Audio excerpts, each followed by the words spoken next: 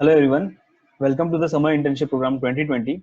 This is Agret Pankaj Sharma. तो आज हम बात करेंगे हमारे फर्नीचर लेआउट प्लान की।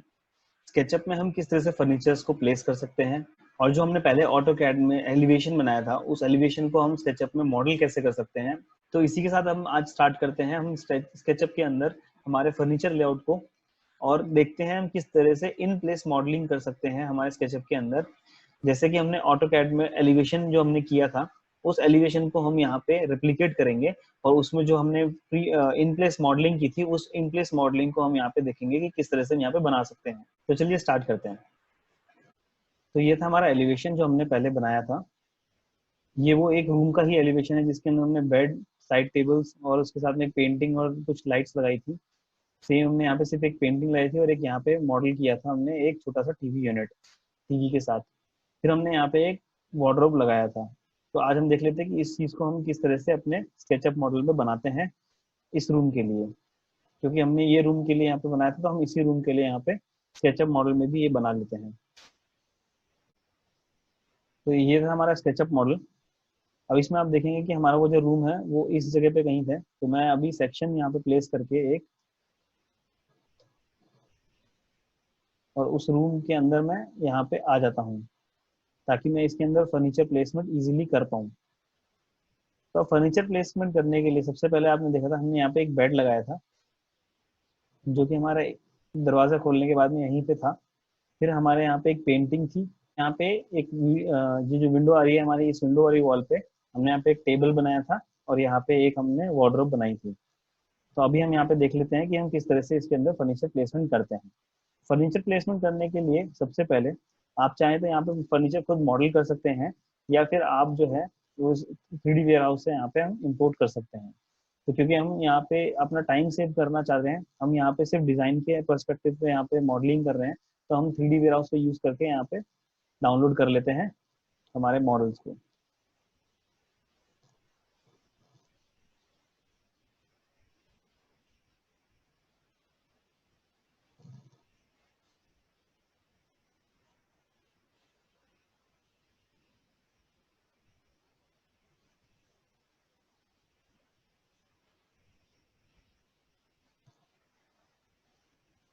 अब यहाँ पे आप देखेंगे कि मैक्सिमम टाइम जो आप यहाँ पे मॉडल यहाँ पे डाउनलोड करेंगे और अपने जो मॉडल के अंदर लेके जाएंगे तो उनका जो स्केल है वो हमेशा सही आता है। क्योंकि ये जो मॉडल्स हम ये लोग बनाते हैं ये ऑन रियल स्केल बनाते हैं, वर्ल्ड स्केल पे बनाते हैं। तो आप जब भी इन मॉडल्स को यहाँ पे लेके आएंगे ये मॉडल्स हमेशा आपके रियल स्केल में ही आते हैं। कभी कभी ऐसा हो सकता है कि जब वो मॉडल है वो थोड़ा सा ओवर स्केल्ड हो या फिर सही से नहीं बना हो या छोटा हो तो उसको अब यहाँ पे स्केल कर सकते हैं। That will be no issue. हमने स्केलिंग देख ली थी कि किस तरह से हम स्केल करते हैं। अभी यहाँ पे हम इसे डाउनलोड करके अभी हम यहाँ पे इसे डाउनलोड करके अपने प्रोजेक्ट में लोड कर लेते हैं।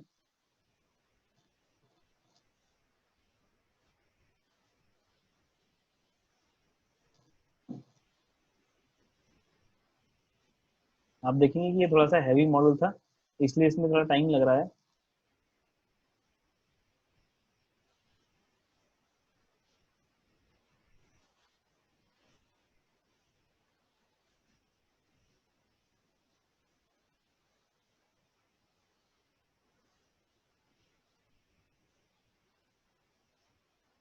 मेरा जो मॉडल था वो मैं यहाँ पे आ गया है। इसको मैं अभी के लिए यहाँ पे प्लेस कर लेता हूँ। और क्योंकि हम यहाँ पे जो हमारा रूम है उसके अंदर एंट्री करने के बाद हम यहाँ पे जो स्पेस छोड़ेंगे और उसके बाद हम इसे लगाएंगे तो हम इसको इस कॉर्नर से अटैच कर लेते हैं और इस बेड को एंड तक ले आते हैं। अब आप चाहें तो यहाँ पे थोड़ा गैप और आप दे सकते हैं। जैसे कि अभी यहाँ पे जो गैप है दैट इज अराउंड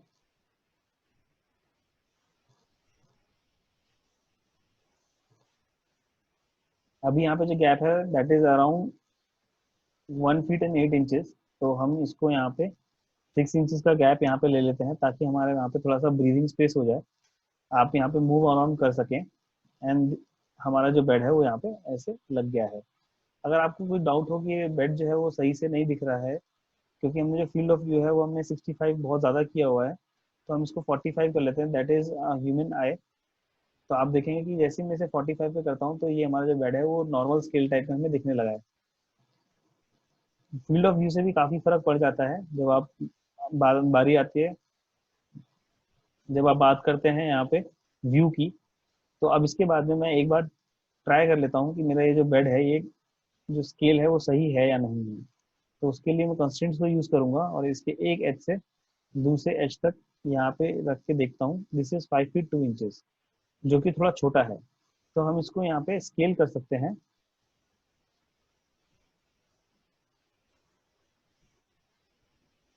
हम ज्यादा स्केल नहीं करेंगे ताकि ये बहुत बड़ा ना हो जाए। इसको सिर्फ इतना स्केल करेंगे ताकि ये 5.5 या 6 फीट जितना हो जाए। अब आप देखेंगे मेरा मॉडल जो है वो स्लो होने लगा है, क्योंकि यहाँ पे जो कंपोनेंट है, ये बेड पे जो कंपोनेंट है, ये बहुत ही डिटेल्ड और बहुत ही हैवी कंपोनेंट्स हैं। इनके अंदर जो कर्व्स हैं वो भी बहुत सारे हैं, और इनके जो मॉडल में मटेरियल्स जो यूज किए हैं वो भी बहुत हैवी हैं। तो इस चीज को हम यहाँ पे सीन्स के थ्रू, सॉरी स्टाइल्स के थ्रू हम यहाँ पे इसको चेंज कर लेते हैं। और इसमें जो स्टाइल है हम यहाँ पे शेडिड चूज कर लेते हैं। शेडिड चूज करने से हमारा जो मॉडल है वो एकदम से जो है हल्का हो गया है।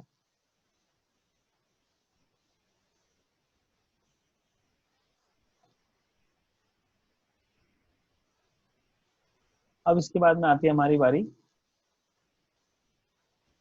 यहाँ पे पेंटिंग की। तो हम यहाँ पे एक पेंटिंग की हमने जो बात की थी कि हम यहाँ पे एक पेंटिंग और यहाँ पे वॉल लाइट्स लगाएंगे, तो हम अब पेंटिंग और वॉल लाइट्स यहाँ पे डाउनलोड कर लेते हैं।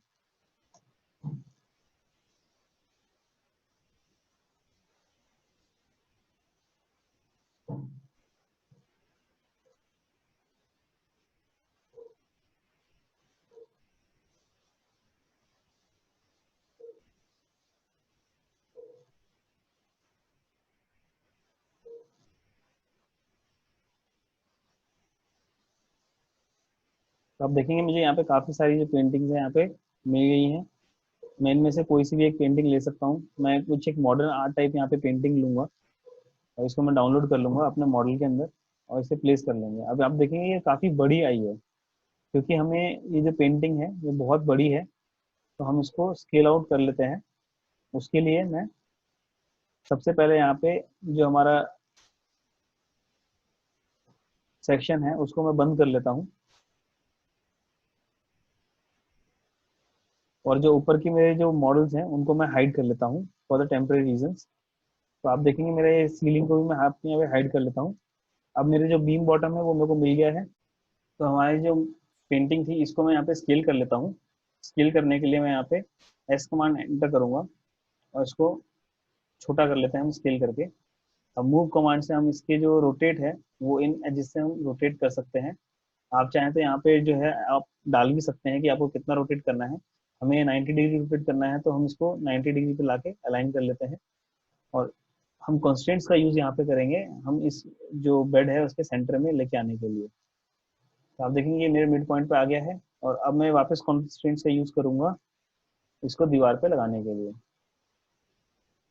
अब क्योंकि जो हमारी हाइट है आप देख सकते हैं कि वो ऑलमोस्ट परफेक्ट ही है।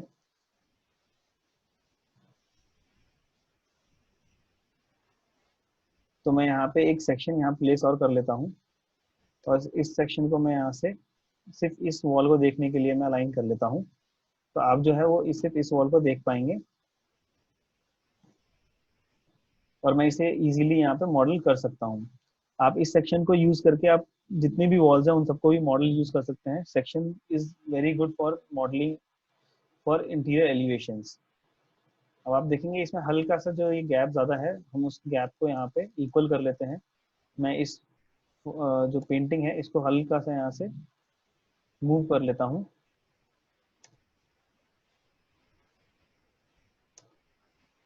अब मेरा जो गैप है वो इक्वल हो गया है, और मैं इसको यहाँ पे सेव कर लूंगा। तो मेरा ये जो बेड है, बेड के साथ में मेरा ये पेंटिंग और मेरी एक नॉर्मल, अभी जो मेरा है ये स्टार्ट हो गया है यहाँ पे मॉडल होना। तो आप देखेंगे इंटीरियर में मेरा पहला जो स्टेप था एक मॉडल को इंपोर्ट करके उसको यहाँ पे प्लेस करना, वो हमारा यहाँ पे हो गया है। इसके बाद में हम यहाँ पे वॉल लाइट्स को मॉडल करेंगे या हम यहाँ पे इंपोर्ट करेंगे। तो मैं वॉल लाइट्स के लिए अभी इंपोर्ट कर लेते हैं।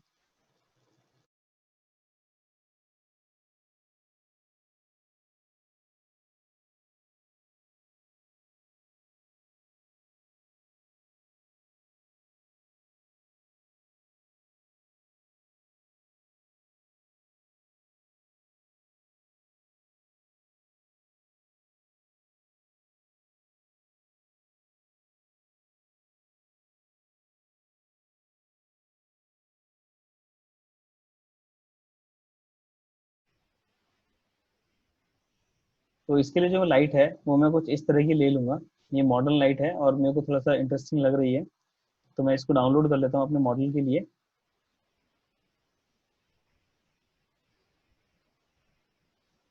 डाउनलोड होने के बाद में ये मेरे को मॉडल में यहाँ पे प्लेसमेंट के लिए पूछेगा।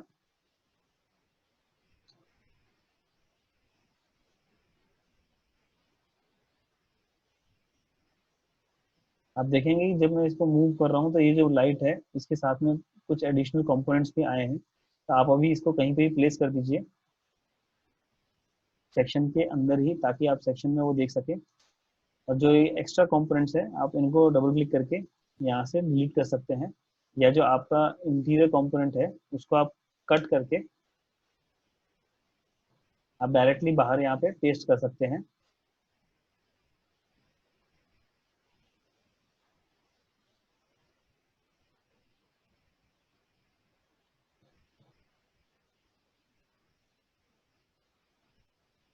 तो इसको मैं अभी पेस्ट करने के लिए अभी के लिए मैं इसको यहाँ पे रख लेता हूँ, क्योंकि ये काफ़ी बड़ा है तो इसको हम यहाँ पे छोटा कर लेंगे।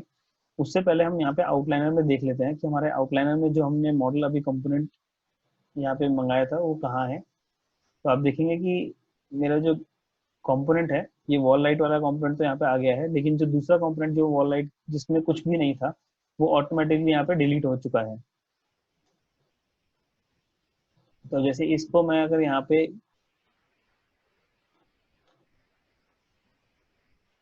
अगर मैं इसको यहाँ पे नाम देना चाहूँ तो मैं इसको यहाँ पे नाम दे सकता हूँ पेंटिंग्स का। और सेम ऐसे ही मैं अगर कोई दूसरा कंपोनेंट है, जैसे कि हमारा ये बेड है, तो मैं इसको बेड का नाम यहाँ पे दे सकता हूँ। और जो मेरी वॉल लाइट है वो तो यहाँ पे वॉल लाइट का यहाँ पे जो है नाम आ गया है। तो इस तरीके से मैं इसको यहाँ पे कर सकता हूँ। और यहाँ पे इसे हम स्केल कर लेंगे। मूव कमांड से हम इसको रोटेट करके वॉल की साइड कर लेते हैं और यहाँ पे हम वॉल में पेस्ट कर देते हैं।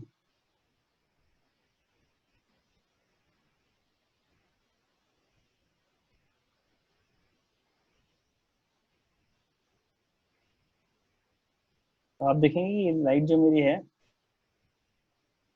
वो यहाँ पे आ गई है। इसको मैं थोड़ा सा ऑफसेट करके अब मैं जितने भी पॉइंट्स ले रहा हूँ मैं इस वॉल पे ही ले रहा हूँ, ताकि मेरे वॉल से जो लाइट है वो हिले ना। और इसको मैं यहाँ पे रख लेता हूँ और इसको थोड़ा सा और हम छोटा कर लेंगे ताकि ये लाइट हमें बहुत ज़्यादा हैवी ना दिखे। इस लाइट में आप एक चीज़ और नोटिस करिएगा, ये जितनी भी है ये सब मेरी फेसेस जो हैं वो सॉफ्ट नहीं है। तो इसको हम यहाँ पे क्लिक करके सबको एक साथ सॉफ्ट को प्लानर कर लेते हैं और इसको और सॉफ्ट कर लेते हैं, जिससे कि हमारा जो वॉल है वो लाइट है वो क्लीन हमें दिखाई दे। दूसरा, इसका जो नीचे वाला मटेरियल है जो कि बिल्कुल ब्लैक है, इसको मैं एडिट करके थोड़ा सा ग्रेइश कर लूंगा, ताकि मुझे ये जो है वो मॉडल में मेरे यहाँ पे दिखाई दे। तो इस तरीके से आप इसका कलर भी चेंज कर सकते हैं। अब मेरा ये जो मॉडल है ये मेरी लाइट का मॉडल है और इसको मैं यहाँ पे कॉपी करके दूसरी साइड भी पेस्ट कर लूंगा।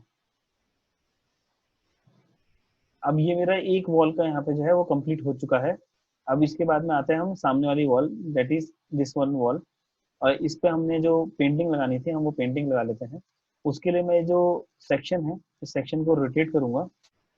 तो इस सेक्शन को रोटेट करने के लिए मैं क्यू कमांड से इसको रोटेट कर लेता हूँ 90 डिग्री, और इसको मूव कर लेते हैं हम आगे टिल दिस बेड, ताकि हम इस बेड के यहाँ पे आ पाऊँ। और मैं इसको अलाइन व्यू कर लेता हूँ ताकि मैं इसको इस लेवल पे देख पाऊँ। तो आप देखेंगे कि मेरा ये जो सेक्शन है ये यहाँ पे आ गया है। अब मेरे को यहाँ पे एक पेंटिंग जो है वो यहाँ पे प्लेस करनी है। अब ये जो पेंटिंग थी हमारी इसकी भी जो हाइट है वो काफी ऊपर थी, हमें इसको लिंटर लेवल पे ही रखना है। इससे क्या होता है आपको जो ओवरऑल जो लुक है पूरे रूम का वो बहुत अच्छा आता है। ऑल्सो आप जो इसमें अदर एलिमेंट्स थे हमारे आप वो भी ऑन कर सकते हैं, जिसको हम यहाँ से देख सकते हैं। जैसे हमारी सीलिंग जो थी वो हिडन है, तो इसको मैं यहाँ से अनहाइड कर सकता हूँ। और सेम एस मैं यहाँ पे पैरापेट वॉल को भी अनहाइड कर लूंगा। And this slab of terrace को मैं यहाँ से अनहाइड कर लूंगा। इसके बाद आप देखेंगे कि मेरा जो रूम है वो मुझे कुछ इस तरह से यहाँ पे दिखने लगा है, जिसमें मेरा सीलिंग आ गया है, मेरे लाइट्स आ गई हैं, मेरे यहाँ पे वॉल पेंटिंग आ गई है, और यहाँ पे एक और हम पेंटिंग जो है वो अब यहाँ पे डाउनलोड करेंगे।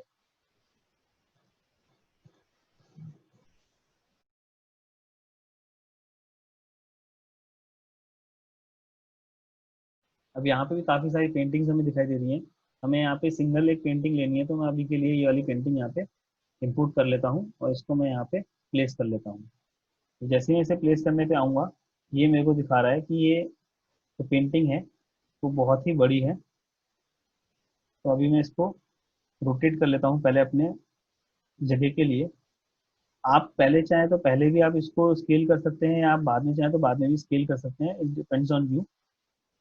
मैं कोशिश ये करता हूँ कि पहले मैं इसे उस जगह पे प्लेस कर लूँ जहाँ पे मुझे इसे लगाना है, उसके बाद मैं इसे स्केल करूँ, ताकि मैं इसको अकॉर्डिंग टू दैट प्लेस, उसके अकॉर्डिंग टू दैट प्लेस मैं वहाँ पे स्केल इसको अच्छे से कर पाऊँ, और उसका जो साइज है मैं वहाँ पे डिसाइड कर पाऊँ कि वो सही है या नहीं। जैसे कि अगर मैं इसको, अब ये वॉल में मेरे क्योंकि अंदर है, इसलिए इसे मैं वॉल से बाहर निकाल लेता हूँ।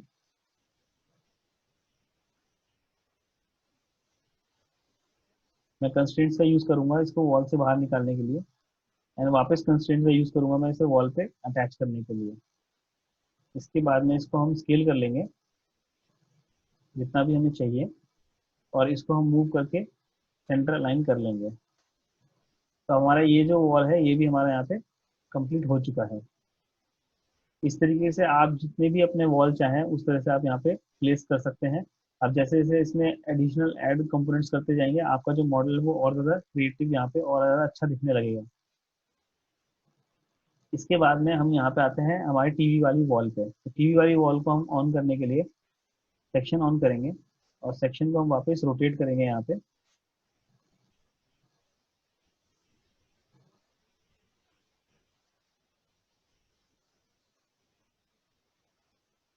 और इसको हम मूव कर लेते हैं हमारे रूम के उस एंड तक जहाँ पे हमें टीवी यूनिट यहाँ पे चाहिए। और हम अलाइन पीस को करके, और हम अलाइन करके इसे अलाइन कर लेंगे। तो हम यहाँ से देख सकते हैं हमारी ये वॉल। अब मैं ये जो बेड है इसको भी मैं हाइड कर लेता हूँ, क्योंकि सेक्शन में मुझे इसकी ज़रूरत नहीं है।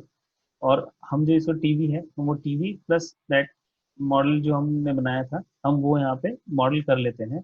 ये होता है हमारा इन प्लेस मॉडलिंग। अब इसमें चाहें तो आप इसमें चाहें तो आप इसमें पूरा टीवी यूनिट भी यहाँ पे इंपोर्ट करके रख सकते हैं। बट आई विल प्रेफर कि हम यहाँ पे टीवी यूनिट इंपोर्ट ना करके हम यहाँ पे उसे एक मॉडल बना लें। आप एक चीज़ और ध्यान दीजिएगा कि हमारा क्योंकि ये डोर खुलेगा और ये डोर हमारा 2.5 फीट का है, तो हम यहाँ पे मिनिमम 3 फीट का डिस्टेंस यहाँ से छोड़ के चले, ताकि हम यहाँ पे जो हमारा डोर खुलने के बाद में हमारे टीवी के ऊपर वो ना आ पाए। और जो हमारे टीवी की जो हमने हाइट पहले डिसाइड की थी उसको भी हम यहाँ पे मार्क कर लेते हैं, दैट इज 5 फीट सेंटर। तो हम 5 फीट सेंटर भी यहाँ पे मार्क कर लेते हैं। प्लस हम जो टीवी का यूनिट डिजाइन करेंगे वो हम ऑलमोस्ट 6 फीट का हम यहाँ पे टीवी यूनिट डिजाइन करेंगे, ताकि वो हमारा जो है सेंटर में दिखाई दे इस पूरे वॉल के। तो अब हम यहाँ पे ये हमने मॉडल लाइंस यहाँ पे बना ली है। अब चाहें तो यहाँ पे हम एक टीवी पहले यहाँ प्लेस कर लेते हैं।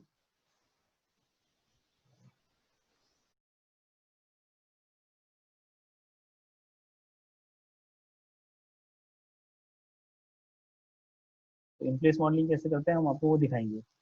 अभी जैसे कि हम ये स्मार्ट टीवी ले लेते हैं क्योंकि ये वॉल माउंटेड है, और ये हमारा यहाँ पे आ गया है।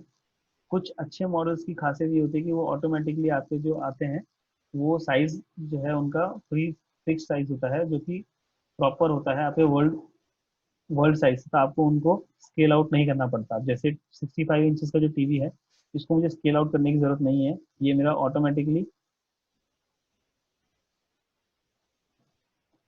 ऑटोमेटिकली उस स्केल पे आया है। और इसको मैं यहाँ से मूव करके ऑलमोस्ट सेंटर पे यहाँ पे रख लूंगा।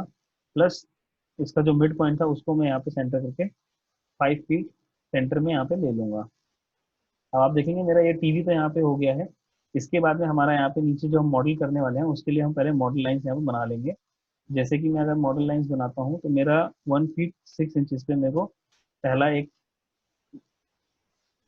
मेरा जो टीवी यूनिट होगा वो नीचे से 6 इंचज ऊपर होगा, और उसकी जो डेप्थ है वो 1 फीट होगी।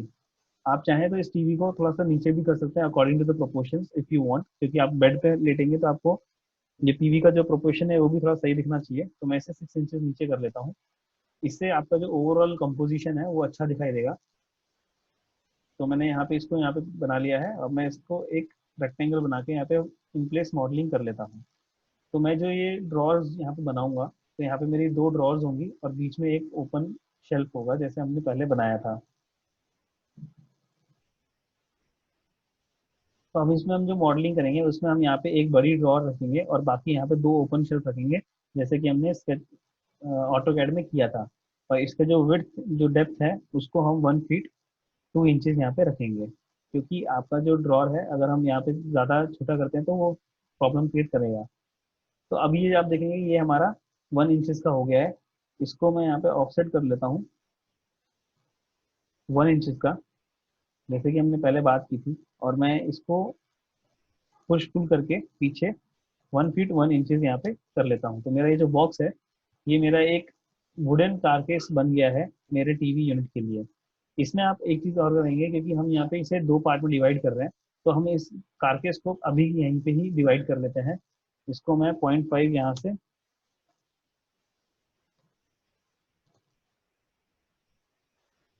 और 0.5 में यहाँ से इसको डिवाइड कर लेता हूँ।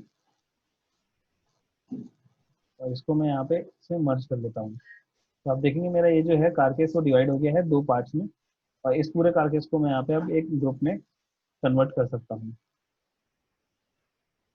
इसको ग्रुप में कन्वर्ट करने के बाद में आप चाहें तो इसको पूरे को एक मटेरियल दे सकते हैं।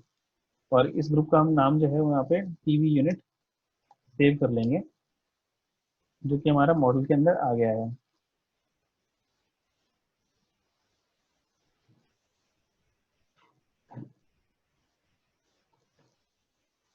तो अब इस टीवी यूनिट को हम एडिट करने के लिए ये हम जो है इसको हम एक और ग्रुप बना लेंगे। अब टीवी यूनिट के हमें अब अंदर ग्रुपिंग की जरूरत नहीं है, हमें इसे नेमिंग की जरूरत नहीं है। तो मैं पहले इसे एक कलर दे देता हूँ। मैं चाहता हूँ कि ये जो मेरा है ये, क्योंकि हमारा पूरा मॉडल ऑलमोस्ट वाइट है, तो मैं इसे डार्क ग्रे कलर का एक कुछ इफेक्ट दूंगा या फिर, तो उस तरह से मेरा जो है ये पूरा की पूरा डार्क ग्रे हो जाएगा। और इसके साथ ही हमारा यहाँ पे जो टीवी का पहला पार्ट है वो हमारा कंप्लीट हो गया है। अब इसके अंदर एक ग्रुप तो हमारा ये है। अब इसके बाद में यहाँ पे आएगा हमारा ड्रॉर या शटर, तो हम इसको एक शटर बना लेते हैं। हमें पूरा ड्रॉर यहाँ पे मॉडलिंग करने की जरूरत नहीं है, हमें सिर्फ एक शटर ही चाहिए, तो हम एक शटर यहाँ पे बना लेते हैं 1 इंच का। और इसको मैं ऑफसेट दे देता हूँ यहाँ से 2 mm का, ताकि हमारा जो एक बैरियर है वो यहाँ पे क्रिएट हो जाए। और 1 इंच का मैं यहाँ पे इसे ऑफसेट दे देता हूँ। तो आप देखेंगे कि मेरा ये जो ग्रुप है, अगर मैं सब कुछ हाइड कर देता हूँ तो मेरा ये शटर जो है वो बन गया है। लेकिन ये शटर जो है वो सॉलिड नहीं है, तो इस सॉलिड को इसको सॉलिड करने के लिए हम यहाँ पे इसे पूरा पैक कर लेते हैं और इसको हर एक जगह से बना लेते हैं।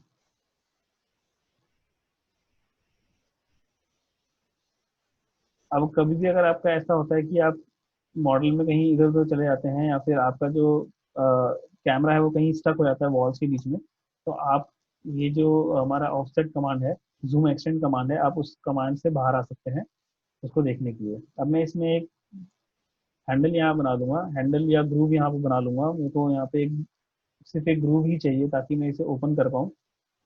तो मैं इसमें यहाँ पे एक ग्रूव बना लूंगा और मेरा यहाँ पे एक ग्रूव बन गया है। अब इसको मैं चाहूँ तो इसको एक अलग कलर दे सकता हूँ या फिर मैं इसको वुडन फिनिश में भी कर सकता हूँ।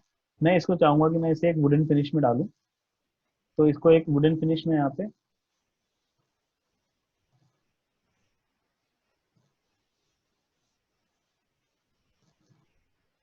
इसको एक वुडन फिनिश में हम दे देते हैं, जिसका मैं साइज जो है वो थोड़ा छोटा कर लेता हूँ, ताकि मेरा ये जो वुडन फिनिश है थोड़ी सी अच्छी दिखाई दे यहाँ पे इस पूरे मॉडल के साथ में। प्लस अभी यहाँ पे हमने जो 2 शेल्फ बनाए थे इसके अंदर हम यहाँ पे एक ग्लास शेल्फ बनाएंगे। तो ग्लास शेल्फ बनाने के लिए मैं इस मॉडल के अंदर आऊंगा। इसको मैं 12 mm मोटा जो 12 mm थिक एक ग्लास ले लेता हूँ और इस ग्लास को मैं ग्रुप बना के इसमें मटेरियल डाल देंगे हमारे ग्लास वाला।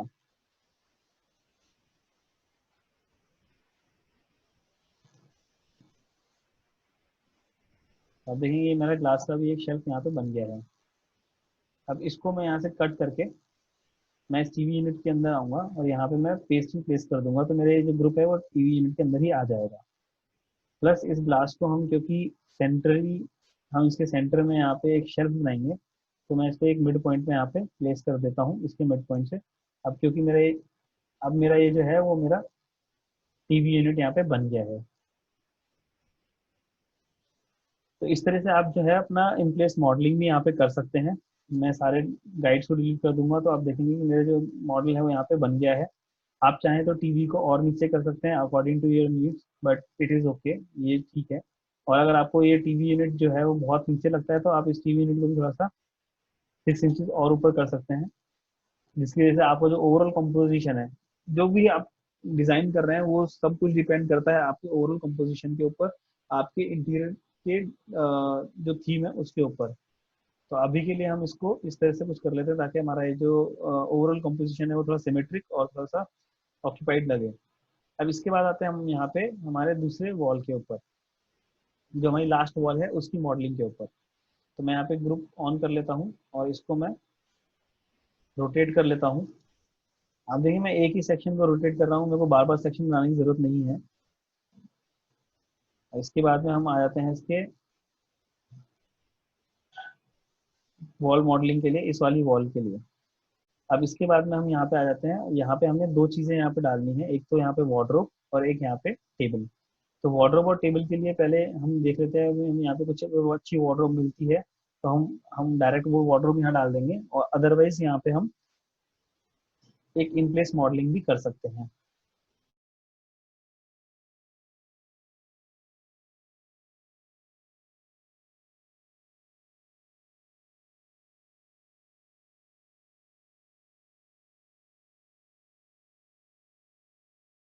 पूरा कस्टम मेड मॉडल यहाँ पे आप बना सकते हैं। अब जैसे कि आप देखेंगे मेरा यहाँ पे जो मॉडल मैंने लिया है वो मेरा ऑलमोस्ट वैसा ही है जैसा मुझे चाहिए। तो ये 6 फीट का भी है, that is a nice thing. इसको हम पहले हमारे पीछे वॉल पे लगा लेते हैं और हम इसको सेंट्रली अलाइन कर लेंगे, क्योंकि हमने वहाँ पे जो वार्डरोब ली थी वो हमने 6 फीट की नहीं ली थी, 5 फीट की ली थी। तो इसको मैं यहाँ से थोड़ा स्ट्रेच आउट करके छोटा कर लेता हूँ। उसके लिए मैं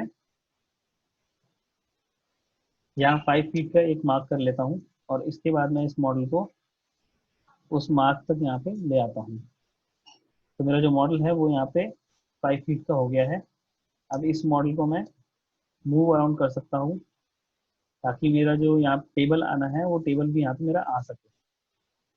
अब मेरे पास यहाँ पे टेबल भी आ सकता है। इफ़ यू वांट यहाँ पे टेबल लगाना है तो आप यहाँ पे टेबल लगा सकते हैं। इफ़ यू डोंट वांट कि यहाँ पे टेबल नहीं लगाना है तो आप वो हटा भी सकते हैं, इट डजेंट मैटर। दूसरा एक चीज़ और आप देखेंगे, क्योंकि हम यहाँ पे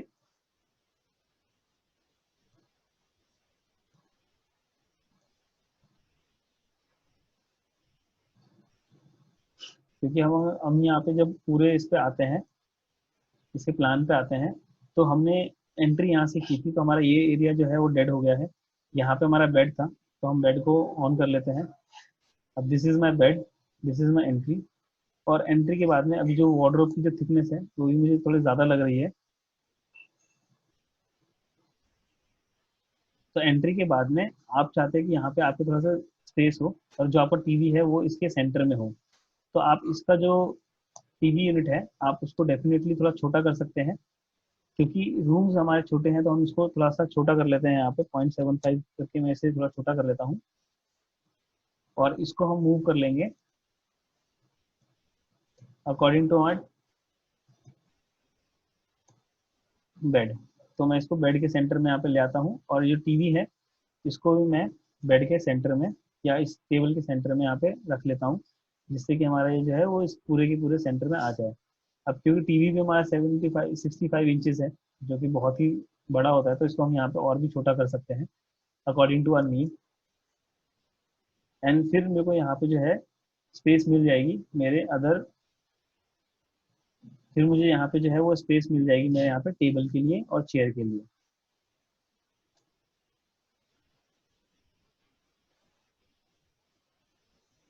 आप ये चीज़ थोड़ा सा ध्यान रखिए कि जब भी आप यहाँ पे प्लेसमेंट करें, अपने फर्नीचर प्लेसमेंट करें, अपने जो जितने भी फर्नीचर यहाँ बनाएं, वो स्टैंडर्ड साइजेस के हों, और अगर आपको स्टैंडर्ड साइज नहीं मिल सकता है तो आप उसे कस्टम साइजेस भी यहाँ पे बना सकते हैं। अब हम यहाँ पे एक टेबल यहाँ पे डाउनलोड कर लेंगे।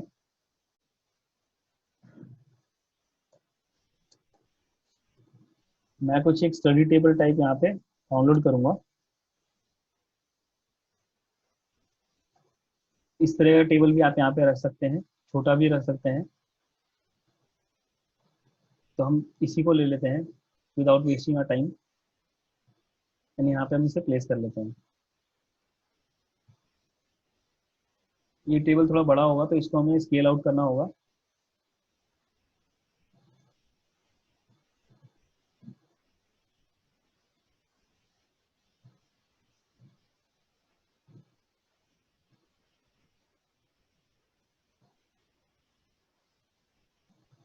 अब आप चाहें तो ये वार्डरोब थोड़े छोटे कर सकते हैं,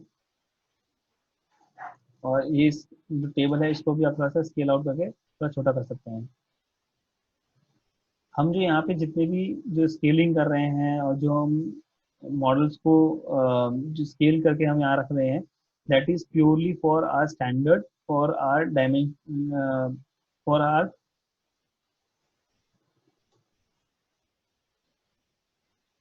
that is purely for are.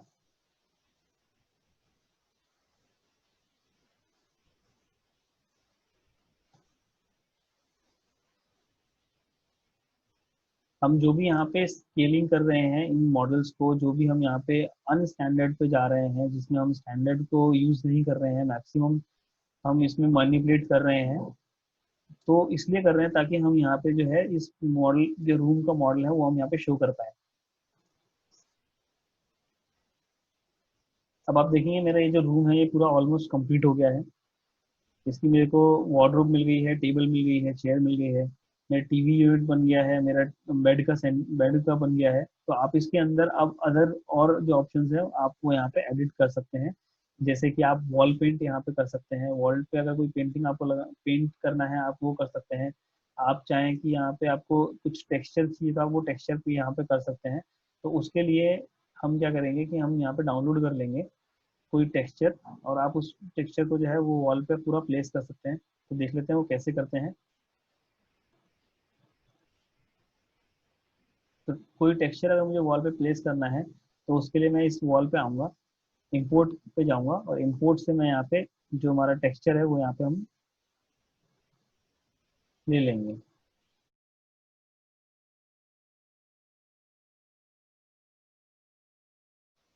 तो मैं यहाँ पे टेक्सचर हमारा सिलेक्ट कर लेता हूँ, और उसको मैं यहाँ पे एज अ टेक्सचर इंपोर्ट करूँगा अपने मॉडल के अंदर। तो आप देखेंगे मेरे पास में यहाँ पे आ गया है, और इसको मैं स्केल आउट कर लूँगा।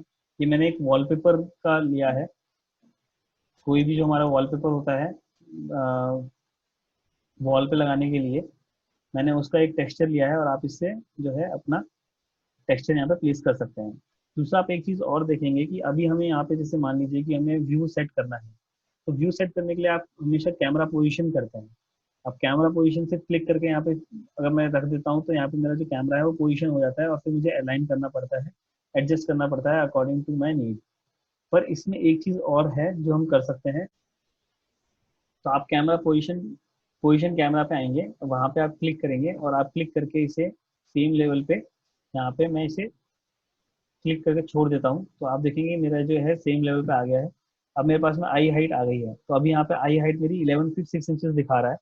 मुझे इसमें 17 फीट, मतलब अगर मैं यहाँ पे 5 फीट 6 इंचेस का देखता हूँ तो मुझे 17 फीट के करीब यहाँ पे आई हाइट चाहिए होगी, क्योंकि हम यहाँ पे ग्राउंड लेवल से मेजर कर रहे हैं। आप देखेंगे ये थोड़ा सा हमारा जो है आई हाइट वो थोड़ा ज़्यादा है इस छोटे रूम के लिए। तो मैं इसको यहाँ पे 15 फीट पे ले लेता हूँ। अब मेरे को एक जो है यहाँ पे लेवल मिल गया है। यहाँ से अगर मैं डिफॉल्ट ट्रैक क्लोज कर देता हूँ तो आप मेरे को यहाँ पे जो है वो लेवल देख सकते हैं। प्लस इसके साथ ही मैं सेक्शन जो है वो हटा सकता हूँ, और जो हमारा फील्ड ऑफ व्यू है उसको मैं यहाँ पे थोड़ा सा और बड़ा कर सकता हूँ, ताकि मेरा जो रूम है वो मुझे एक वाइड एंगल में यहाँ पे बड़ा दिखाई दे। आप देखेंगे जैसे जैसे मैं इसको बढ़ाऊंगा वैसे इसको मैं चेंज कर सकता हूँ, और मैं यहाँ पे इसको सेट कर सकता हूँ मेरे रेंडर के लिए या फिर मेरी इमेज के लिए। तो ये मेरा जो है वो मेरा रूम सेट हो गया है। अब मैं यहाँ पे इसको एक सीन सेट कर सकता हूँ ताकि मेरा मैं बाद में रेंडर ले पाऊँ। या मैं अगर कभी मूव करता हूँ मेरे दूसरे किसी मॉडल के अंदर कहीं और प्लेस पे, तो मेरा ये जो सीन है ये हमेशा यहाँ पे सेट रहे, मेरा ये जो कैमरा है ये हमेशा यहाँ पे सेट रहे। तो उसके लिए मैं यहाँ पे मैं एक सीन सेट कर लेता हूँ और इसको मैं क्रिएट कर लेता हूँ। तो मेरा जो सीन है वो यहाँ पे क्रिएट हो गया है।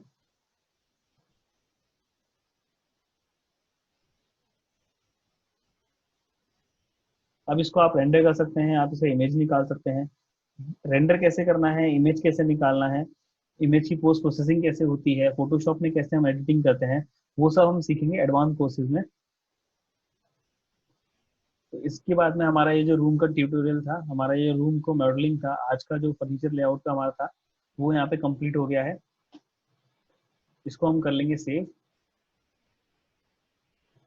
इसी तरह से हम यूज करके हमारे जो पूरा घर है उसका हम पूरा इंटीरियर कर सकते हैं और उसके अलग अलग व्यूज हम यहाँ से निकाल सकते हैं।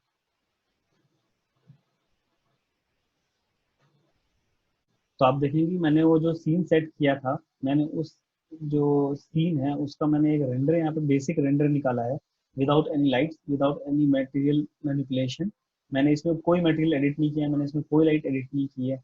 जो भी लाइट है वो सब मेरे से विंडोज से ही आ रही है, और मैंने बस इसके अंदर जो इसका एक्सपोजर था मैंने बहुत हाई कर दिया है, जिसकी वजह से बहुत ग्रीनी है, बहुत लो क्वालिटी है। तो हम इसको किस तरह से हाई क्वालिटी में ले जा सकते हैं, हम इसमें किस तरह से मटेरियल्स एडिट कर सकते हैं ताकि हमारे यहाँ पे जो लाइट्स हैं वो शो हो। यहाँ पे हमारे जो मटेरियल्स हैं, जैसे कि यहाँ पे अगर हम मिरर चाहते हैं तो मिरर लगाना चाहते हैं तो अगर वो किस तरह से आएगा, या फिर ये जो शाइनी है ये इस तरह से शाइनी आए कि हमारा जो ओवरऑल लुक है इस पूरे की पूरे रूम का वो रियलिस्टिक में हमें मिले। तो उसको हम करने के लिए कैसे करते हैं वो हम देखेंगे एडवांस ट्यूटोरियल्स में। ये एक बेसिक आपको एक दिखाने के लिए एग्जांपल था कि जैसे कि आप जब भी स्केचअप में मॉडलिंग करते हैं तो रेंडर्स में आपकी एक भी स्केचअप वाली लाइन यहाँ पे आपको नहीं दिखती है। आप जितना ज़्यादा अपने मॉडल को जितना ज़्यादा आप डिटेल बनाएंगे उतना ज़्यादा आपका जो रियलिज्म है जो अपने रेंडर्स में वो आपको यहाँ पे दिखाई देगा। जैसे कि इसमें हमने वो कॉर्नाइस नहीं बनाई थी, लेकिन अगर हम यहाँ पे कॉर्नाइस भी दिखा देते और यहाँ पे हम स्कर्टिंग दिखाते तो it will be a better कि आप ये जो देखेंगे ये कुछ एक रियलिटी की तरफ हमें लेके जाएगा, हम जो है वो रियलिज्म की तरफ जाएंगे जब हम इसमें वो सब एलिमेंट जो है वो ऐड करेंगे। आई होप कि आपने जो आज सीखा उसको आप प्रैक्टिस कर रहे होंगे, आप जो सीख रहे हैं आप उसको प्रैक्टिस कर रहे होंगे, ताकि हम जब एडवांस क्लासेस में आए तो हम एडवांस क्लासेस में आपके जो बेसिक कॉन्सेप्ट्स हैं वो सारे क्लियर हो, और हम इसके अंदर देखें कि किस तरह से जो स्केचअप है उसको हम एक अनदर लेवल पे लेके जा सकते हैं, हम डिटेल के मामले में, हम आर्किटेक्चरल एनालिसिस के मामले में, या फिर हम देखें कि उसको रियलिज्म के मामले में हम किस तरह से उसको आगे ले जा सकते हैं।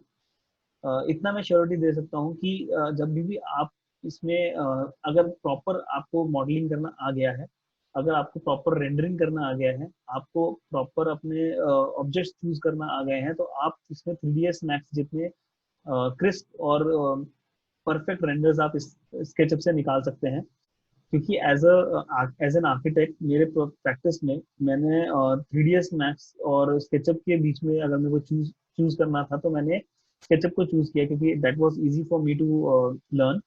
और उसके साथ साथ मैंने इसके अंदर जो प्रोफिशिएंसी है वो धीरे धीरे इसके अंदर प्रोफिशिएंसी ली, और आज मैं इसमें वे बेटर रेंडर्स निकाल सकता हूँ और कॉम्पिटिटिव रेंडर्स निकाल सकता हूँ विद 3ds मैक्स, जिसमें मेरे को अगर मैं 3ds मैक्स में जाता तो मुझे उसमें ज़्यादा जो है अपना टाइम और एफर्ट देना पड़ता। यहाँ पे मैंने कम टाइम और एफर्ट से मैंने ये किया है, लेकिन मेरे को जो टाइम लगा है that is also significant time. तो आज के लिए हमारे वीडियो में इतना ही, मिलते हैं कल। Thank you.